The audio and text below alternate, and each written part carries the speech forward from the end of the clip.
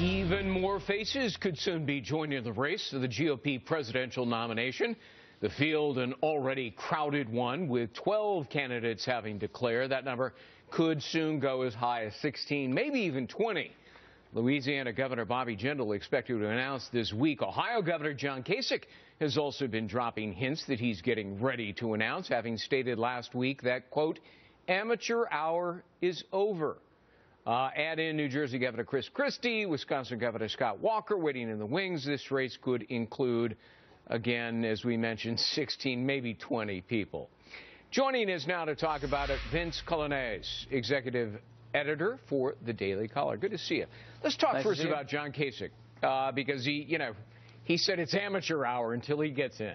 Which sounded to some people a bit arrogant, but after all, he has an accomplished record as governor. He cut income taxes, he killed the estate tax, he tightened food stamps, he cut school funding, championed deregulation, and he really helped turn the state around economically. The flip side, Vince, is he embraced Obamacare's expansion of Medicaid.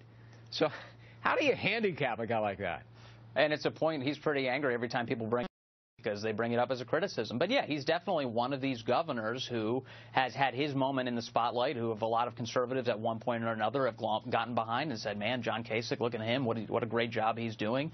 But the truth is, you're right, it's arrogant because one of the only places he's polling well is in his home state in Ohio, where he's the only front runner. That's the only place where he's a front runner. Right. Everywhere else, all the polling suggests that this guy's way in the back, so far back, by the way, that a little over a month from now, we're going to see the first, on Fox News, primary debate, and that's going to be in Ohio. And if John Kasich can't get his polling numbers up nationally, which is going to be a tight squeeze, then he won't be on that stage. Yeah, he does not crack the top 10 in national polls. Look, you and I are really in an indirect way addressing the direct question of is the field so crowded that it is going to hurt or help the eventual GOP nominee? What do you think?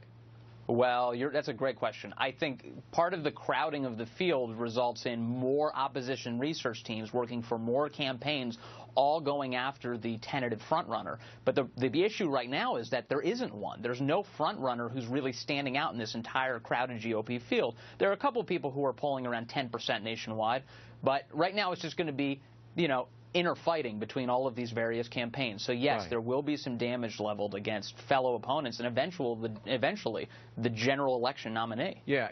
See, I would take the opposite argument. The people in this crowded field, and make it more crowded, are strong and impressive people.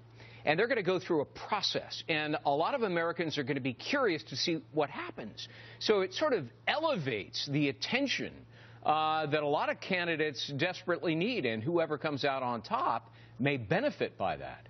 Absolutely, and this is why if there was ever a time, if you were a candidate with little name recognition or just a little bit of time having been in front of the public, this is your opportunity to appear in a GOP primary because it's so split. So now these guys are going to go ahead, and when we finally get to that debate and the successive debates, you're going to see a winnowing. You're going to find Americans who are going to watch these debates and go, this is the guy I like, this is the guy I can't stand. And by the end of it, you'll really start people starting to coalesce behind a particular candidate, and then the race is really on at that point. Compared to the Democratic side, which appears to be a slam dunk for Hillary Clinton, but I wonder if the reverse phenomenon will happen because people are just sort of assuming she's going to be the Democratic nominee. They're not really paying attention except for all of the big headline stories, the drip, drip, drip of negative stuff, whether it be Benghazi, her private email server, the foreign donations to the foundation.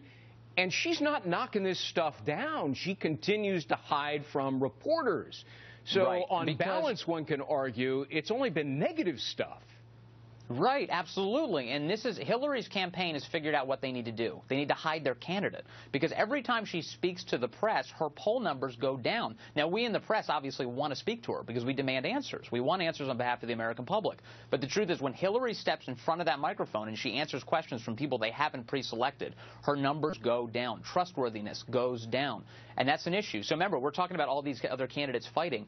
Every single one of them, to some extent, is focus firing on Hillary Clinton. If you look at just the Democratic establishment, all of the people who are involved in trying to research Republican candidates to harm them, they have to split all of their resources right now.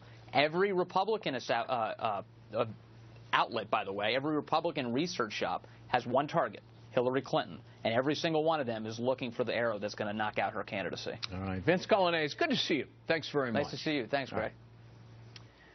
Well, ICE is making new gains in an old battlefield, challenging the Taliban for supremacy in Afghanistan.